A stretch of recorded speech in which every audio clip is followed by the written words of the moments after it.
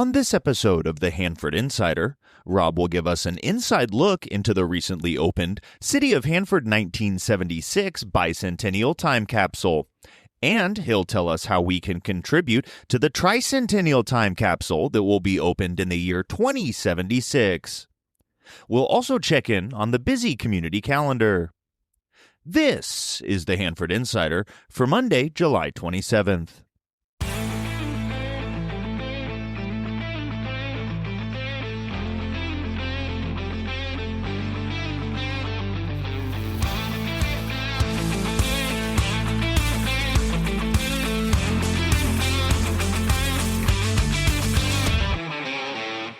Hey everybody, welcome to Season 4 of the Hanford Insider Podcast, your front row seat to the people, places, history, and events making Hanford and Kings County such a special place to call home.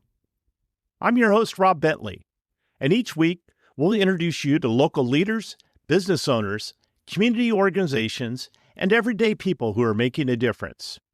We'll also explore our rich local history, spotlight upcoming events, highlight local sports, and share the stories that connect our community. Whether you've lived here your whole life or you're just discovering all that Hanford has to offer, thanks for joining us. Now let's get started with this week's episode of the Hanford Insider. Over the last few weeks, I took some time off from this show to slow down a little bit and regain some perspective heading into this new chapter of my life after retiring from a 36-year teaching career. I also had the opportunity to talk about the show with community members, including the Rotary Club of Hanford, so I'd like to give their members a special shout-out for their words of encouragement. Following up on a few topics from earlier shows, the Hanford Freedom Fest celebration at the Hanford Softball Complex on the 4th of July was very successful, and I wouldn't be surprised if this becomes an annual event. The City of Hanford sent out over 30 fines for illegal fireworks use over the holiday, totaling more than $100,000.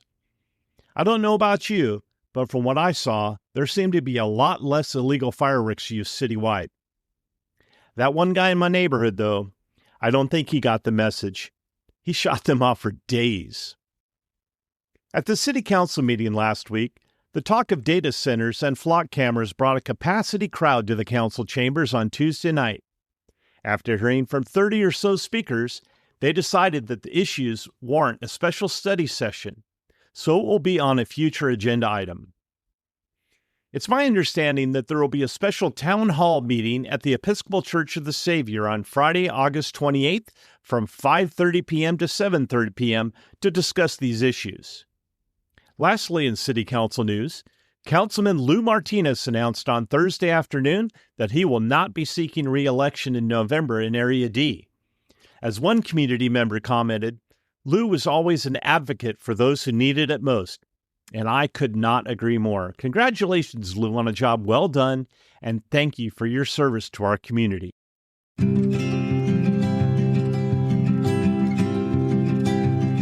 In 1976, our country celebrated our nation's bicentennial with a full year of parades and celebrations.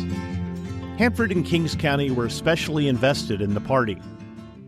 Led by Les Collins, Joe Crane, Joe and Lila Barros, a whole committee of people from all over Hanford prepared a time capsule to be buried in front of the new, at that time, Hanford Police Station. For 2 months, they solicited items to be placed in that capsule that represented life in Hanford in 1976. The capsule was 12 inches in diameter and 4 feet in length. The community responded and the capsule was completely filled. On November 15, 1976, there was a ceremony and the time capsule was buried shortly afterwards. On Thursday, July 9th, the 1976 Bicentennial Time Capsule was opened to a large and enthusiastic crowd. These items contained in the time capsule will be on display at the Carnegie Museum of Kings County, August 10th through the 15th, during Hanford's 135th birthday celebration. It'll be open in the morning from 9 a.m. to 1 p.m. on Monday, Wednesday, Friday, and Saturday that week, and on Tuesday and Thursday evening from 4 p.m. to 8 p.m. During the exhibition, we'll be accepting items for consideration to be placed in the new time capsule. The items must have a direct connection to life in Hanford in 2026. Pictures, copies of important records, statistics, membership rolls of organizations, churches, employee rosters, event programs, materials from America's 250th. You get the idea. Visitors to the exhibit will also be able to record messages to be played in a new time capsule that will be opened in 2076 during our nation's tricentennial celebration. Items will be collected through the end of 2026, and then the new time capsule will be sealed and buried at the new public safety building during that building dedication in a few years. It'll be opened during our nation's tricentennial celebration in 2076. Over the last week or so, I've had the unique opportunity to begin curation of the contents of this time capsule, and I've been blown away at the items in there. Being a podcaster, I've especially enjoyed listening to the cassette tapes of newscasts by George Eddy and Dean Johnson of KLAN and KNGS radio stations.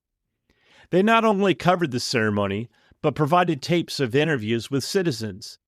There were some tapes of a city council meeting that didn't come out well, but the others came out pretty good. Mayor Bob Hill even made a tape with predictions of what Hanford would be like in 2026. Here's a wrap-up of the time capsule event with KLAN's radio's Dean Johnson. Well, a time capsule to be buried for the next 50 years was officially dedicated today in Hanford, but won't actually go into Mother Earth for a few days because various items must still be produced and gathered. For instance, this newscast and the recorded ceremony and news coverage of the event today. KNGS and KKYS, Hanford's first and newest FM station, will be represented in a tape montage of our programming and service to the community of Hanford, as will other portions of life in Hanford during our bicentennial year. Les Collins, chairman of the Hanford Bicentennial Committee, mentions just a few of the items inside the capsule. Some of the things that are of interest that we have received, we have a letter that will go in the capsule from the President of the United States, congratulating Hanford on bearing the capsule. We have a tape made from about 7 of the pioneers of the area, and we call it Reflection 76. And this is about 7 people who have lived here, probably a total of about 350 years. We also will have a city council meeting tape. We'll have statements from the mayor, from the Board of Supervisors, city council agenda, reports from some of our industry, reports from organizations in the city, such as some of our service clubs, from our schools, from our county district superintendent schools, from the banks, from garden clubs, from just pretty well a cross-section representation of the area. And we feel as 50 years from now, this will be a pretty fair interest to most of the people. We asked him what kind of reaction the community showed when the request went out for memorabilia of the city of Hanford.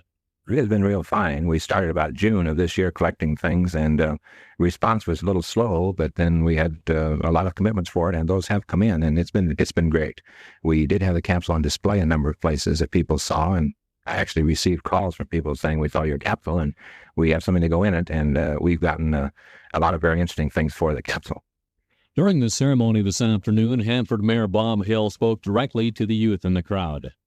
These are our representatives. For sure, they will be here 50 years from now when we bring the time capsule up.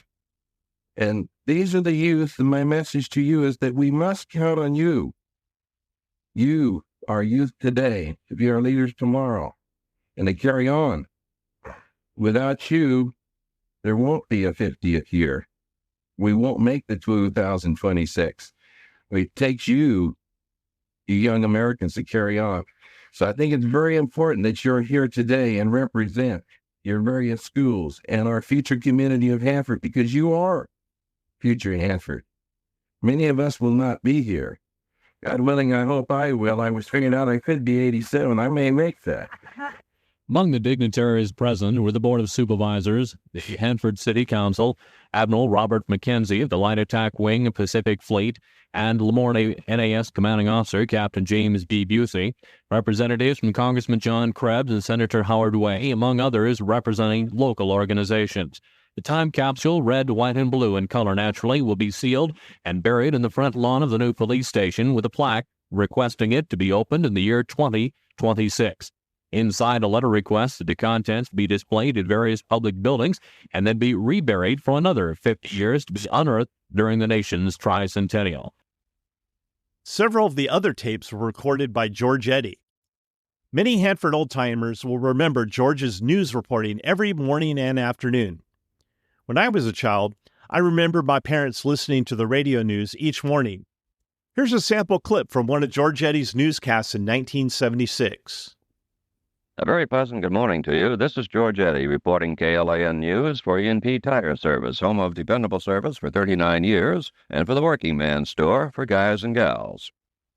Now, we'll have the local news after this. Look, man escaped with $350 from 8th Liquor Store on East Lacey Boulevard in Hanford about 6:30 p.m. yesterday, after clerk Edwin Lockwood tried unsuccessfully to grab their gun before being forced into a storage room from which he was able to break out. Lockwood told Officer Pete Mose that the first of two black men wearing turbans brought 2 cans of beer to the counter, then began looking at magazines. Lockwood said a second man brought a loaf of bread to the counter, asked for change for a $5 bill, then with a .22 caliber gun held under the bread, ordered Lockwood back. A brief tussle followed before the 61-year-old clerk was pushed into the storeroom, and the pair fled with the contents of the open cash register. Hanford's newly elected Councilman Norman Ulrich was sworn into office last night by City Clerk Lynn Bonus, bringing the council up to its full complement of 5 for the first time since the resignation of Abel Morales last spring. The term expires in March 1978. In his acceptance remarks, Ulrich said he felt the council has been doing a good job and expects it to continue so in a spirit of harmony. He said he stands for what is best for Hanford, not any particular area, and will always be ready to listen to people. Ulrich said there were 2 questions about his 650-vote victory over former Vice Mayor Earl Himovitz. How did you do it, and how much did it cost? He said he conducted a door-to-door campaign, working till he was tired and then talking more. He had a platform of economy and equal representation, and said he listened, never cutting anyone short. This, he felt, got other people working for him and created the kind of enthusiasm that wins. Ulrich said his campaign machine consisted of Tom Bowes, financial manager of a budget of $168.18, and also a door-to-door campaigner. Ulrich also singled out Roy and Kathy Wilson, who were in the audience, his wife Virginia, and daughters Gail and Janice, whom he put to work when they were in town. He said he was pleased that it was a clean campaign, free of any mudslinging. Cable television for the unincorporated area around the city of Hanford may have moved closer to reality yesterday, when county supervisors approved the request of franchise holder Hanford Cable Company to disassociate itself from Warner Communications of New York and proceed unilaterally toward a Federal Communications Commission certificate of compliance. Under the agreement, the Warner Corporation will continue as the sole franchise holder of Inland Cable Company, which has operated in Avenel for several years. Tentative approval has also been given by the Hanford City Council to reinstate Hanford Cable Company as the sole franchise holder within the city. Attorney Bill Dunn said the disassociation from Warner appears to be the only feasible way to expedite cable TV for the area. They also agreed on a name for a road running along the Hanford High School West Campus, which the school didn't want. It will be known, as it always has been, as Campus Drive. Money was also transferred for its development. The Kings County Association of Master Barbers and Beauticians of America, Chapter 528 of Hanford, are sponsoring a hairstyling demonstration at Kings Mall Shopping Center Thursday, November the 11th at 7 p.m. Diane Westfall of Citrus Heights will conduct a 3-hour demonstration of hairstyling using the latest techniques in long hair shaping. Local AMBBA President Ernest Correll of Corcoran invites all barbers and beauticians to attend. Anyone wishing to be a model may contact John Carrillo, Education Chairman, by calling 584-5909. Now we'll have more after this. As you could tell, we are very excited to partner with the City of Hanford to be able to display the 1976 time capsule, and we hope to see you the week of August 10th at the Carnegie Museum of Kings County. For more information, you can visit the website at carnegiemuseumofkingscounty.org.